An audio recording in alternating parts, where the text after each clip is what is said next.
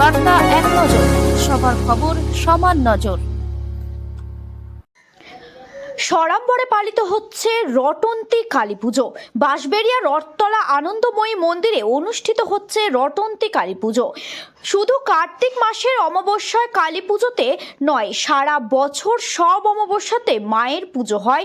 সন্ধ্যে থেকে পুরোহিতের মন্ত্র উচ্চারণের মধ্যে দিয়ে শুরু হয় পুজো, পরে হোমযজ্ঞ ও বলি সহ সবশেষে প্রসাদ বিতরণ করা হয় ভক্তদের মধ্যে।